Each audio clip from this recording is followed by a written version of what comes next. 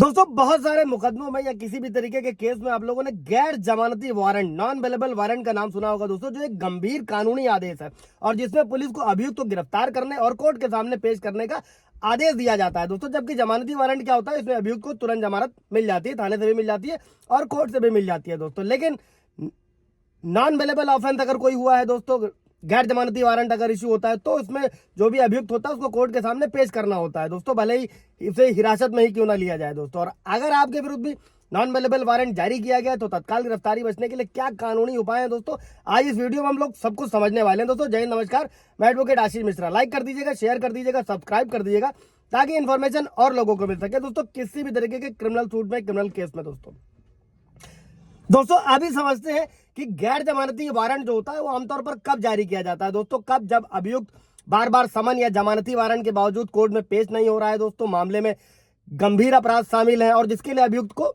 हिरासत में लेने की जरूरत है दोस्तों, या फिर जो आरोपी है वो फरार है या फिर जानबूझकर कानूनी कार्रवाई से बच रहा है दोस्तों। और एक बार एनबीडब्ल्यू जारी होने के बाद में पुलिस के पास अभियुक्त को गिरफ्तार करने और कोर्ट के सामने पेश करने का अधिकार होता है दोस्तों। और कोई भी कानूनी कदम उठाने से पहले दोस्तों नॉन बेलेबल वारंट के पूरे तरीके से समझ लेना आपके लिए बेहतर है, जिसमें शामिल है वारंट किस कोर्ट ने जारी किया है दोस्तों, आपके खिलाफ केस नंबर क्या है, आरोप क्या है, क्या वारंट पेश न होने के कारण किसी विशिष्ट आपराधिक आरोप के लिए बरी के लिए जारी किया गया है दोस्तों, किसी अलग अपराध के लिए।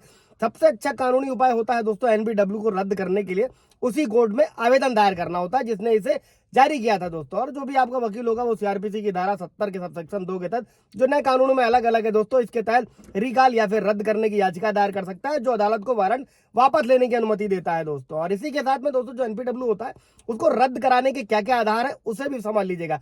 फॉर एग्जाम्पल, चिकित्सा आपातकाल के कारण कोर्ट में आप पेश नहीं हो पाए, कोर्ट डेट्स के बारे में जानकारी नहीं थी आपको इसलिए पेश नहीं हो पाए, अनजाने में ना उपस्थित हो पाना दोस्तों, ये सारे आधार होते हैं। और कोर्ट के पिछले आदेशों का जो अनुपालन होता है दोस्तों, जिससे ये पता चले कि आप फरार नहीं है दोस्तों। और साथ में जो कोर्ट है आपके कारणों को सुनने के बाद में कोई एक काम कर सकता है, एनबीडब्ल्यू रद्द कर सकता है और आपको कोर्ट के सामने पेश होने के लिए नई डेट दी जा सकती है दोस्तों। इसे जमानती वारंट में भी तब्दील किया जा सकता है जिससे आपको जमानत मिल सके दोस्तों। और अगर जो रद्दी कराना यानी कि जो बेल का वो करना है दोस्तों, अगर वो अस्वीकार हो जाता है दोस्तों, इस स्थिति में आप क्या कर सकते हैं, आप हाई कोर्ट का रुख कर सकते हैं, वहां से राहत ले सकते हैं और अग्रिम जमानत के लिए आवेदन करना चाहिए। अब अभी ये भी समझिएगा दोस्तों कि जो एनबीडब्ल्यू है दोस्तों, ये किसी गंभीर आपराधिक मामलों में जारी किया जाता है जहां गिरफ्तारी की संभावना है, तो आपको सेशन कोर्ट या हाई कोर्ट में धारा 438 सीआरपीसी के तहत अग्रिम जमानत के लिए तुरंत आवेदन करना चाहिए दोस्तों। जो नए कानूनों में अभी अलग धारा है, कमेंट करके पूछिएगा तो ब्रीफ कर दिया जाएगा। कोई सवाल जवाब होगा तो भी कमेंट में पूछ सकते हैं दोस्तों।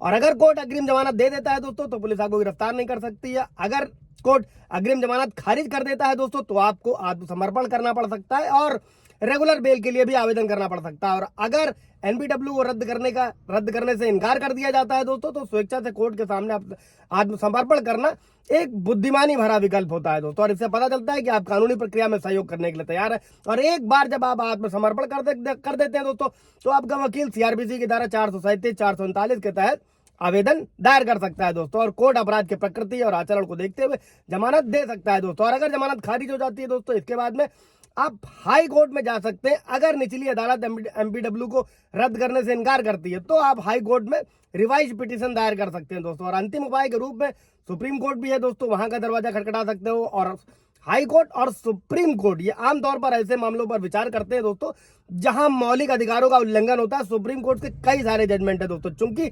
एनबीडब्ल्यू पुलिस से आपको गिरफ्तार करने का अधिकार देता है, इसलिए आपको तत्काल गिरफ्तारी से बचने के लिए सावधानी बरतनी होती है दोस्तों। और उन सार्वजनिक स्थानों पर नहीं जाना होता है जहां पर गिरफ्तारी की ऐसी कोई संभावना हो, कैसी भी जगह हो सकती है दोस्तों। ऐसे में कानूनी सलाह ही आपके लिए बेहतर उपाय होती है। और जो भी नोटिस है या पुलिस कॉल को नजरअंदाज नहीं करना चाहिए दोस्तों ऐसे में, क्योंकि इसमें आपका मामला कमजोर हो सकता है। और जमानत या वारंट रद्द करने के माध्यम से जो कानूनी सुरक्षा पाने के लिए तुरंत उपाय किया जाना चाहिए। और जब एनबीडब्ल्यू रद्द हो जाता है या जमानत मिल जाती है तो सुनिश्चित करें दोस्तों कि आप कोर्ट की सुनवाई में बिना चूके पेश हों दोस्तों। और कोर्ट द्वारा लगाई गई किसी भी शर्त का पालन करें। अगर जरूरत है तो जांच में भी सहयोग करें दोस्तों। कोई सवाल जवाब हो तो कमेंट में पूछेगा।